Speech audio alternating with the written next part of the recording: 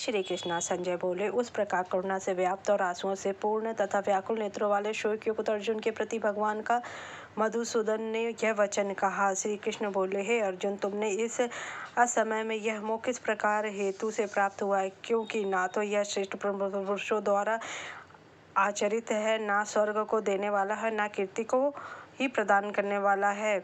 इसलिए हे अर्जुन, नपुंसकता को मत प्राप्त हो, तुझ में यह उचित नहीं ज्ञान पड़ता। हे परम तप, हृदय की तुक्ष दुर्बलता को त्याग कर युद्ध के लिए खड़ा हो जा। अर्जुन बोले, हे मधुसूदन, मैं रणभूमि में किस प्रकार बाणों से भीष्म पितामह और द्रोणाचार्य के विरुद्ध लड़ूंगा? क्योंकि हे अरिसूदन, वे दोनों ही पूजनीय हैं।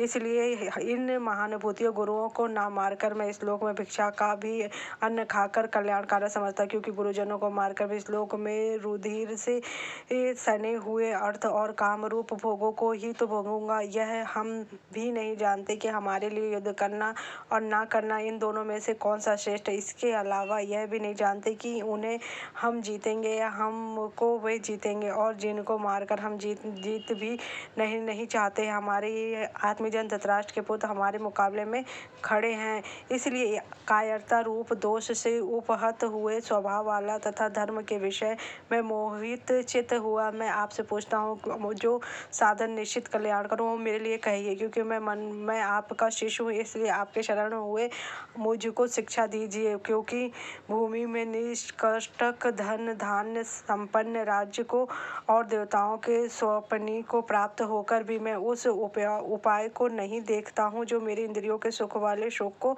दूर कर सके। संजय बोले, हे राजन, निद्रा को जीतने वाले अर्जुन अत्यंत यार्मी श्री कृष्ण महाराज के प्रति इस प्रकार कह फिर श्री गोविंद भगवान से युद्ध नहीं करूंगा, यह स्पष्ट कह चुप हो गए। हे भरतवंशी धृतराष्ट्र, अंतर्यामी श्री कृष्ण महाराज दोनों सेनाओं के बीच में शोक करते हुए उस अर्जुन को हंसते हुए यह वचन बोले। श्री कृष्ण बोले, हे अर्जुन, तू ना शोक करने योग्य मनुष्यों के लिए शोक करता है और पंडितों से वचनों को कहता है, परंतु जिनके प्राण चले गए हैं उनके लिए और जिनके प्राण नहीं है उनके लिए भी पंडित शोक नहीं करते।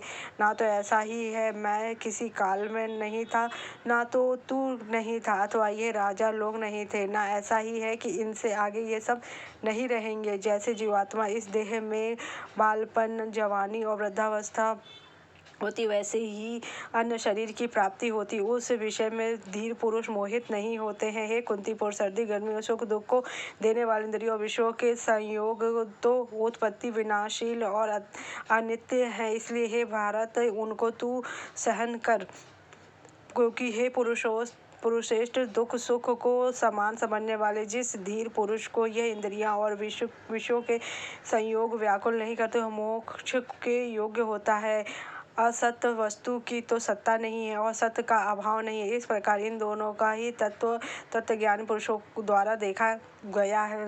नाश रहित तो तू उसको जान जिसने यह संपूर्ण जगत हर्षय वर्ग व्याप्त है। इस अविनाशी का विनाश करने में कोई भी समर्थ नहीं है। इस नाश रहित अप्रिय नित्य स्वरूप जीवात्मा के यह सब शरीर नाशवान कहे गए हैं। इसलिए हे भरतवंशी, तू युद्ध कर।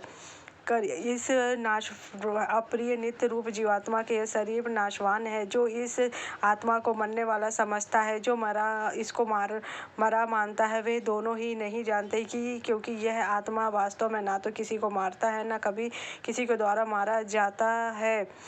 हे प्रथापुत्र अर्जुन, जो पुरुष इस आत्मा को नाश रहित नित्य अजन्मा और अव्यक्त जानता, वह पुरुष कैसे किसी को मरवाता है और कैसे किसी को मार सकता है। जैसे मनुष्य पुराने वस्त्रों को त्याग कर दूसरे नए वस्त्र करते, वैसे ही जीवात्मा पुराने वस्त्रों को त्याग कर नए वस्त्रों को धारण करती। इस आत्मा को शस्त्र नहीं काट सकते हैं, इसको आग नहीं जला सकती, इसको जल नहीं गला सकता, न वायु से सुखा सकती है। क्योंकि यह आत्मा अक्षय है, यह आत्मा अहर्दार क्लेशद और निसंदेह अशोष्य है, तथा यह आत्मा नित्य सर्वव्यापी अचल स्थिर रहने वाला और सनातन है। यह आत्मा अव्यक्त है, यह आत्मा अचिंत्य है और यह आत्मा विकार रहित कहा जाता है। इससे हे अर्जुन, इस आत्मा को उपयुक्त प्रकार से जानकर तू शोक करने युक्त नहीं है, शोक करना उचित नहीं है। किंतु यदि तू इस आत्मा को सदा जन्मने वाला तथा मरने वाला समझता है तो भी महाभाव तो इस प्रकार शोक करने योग्य नहीं, क्योंकि इस मान्यता के अनुसार जन्मे हुए लोगों की मृत्यु मरे हुए लोगों की निश्चित है। इससे भी इस बिना उपाय वाले तो शोक करने योग्य नहीं है। हे अर्जुन, संपूर्ण प्राणी जन्म से पहले अप्राकृत थे और मरने के बाद भी अप्रकट हो जाने वाले हैं, केवल बीच में प्रकट है। फिर भी ऐसी स्थिति क्यों शोक कर रहा है?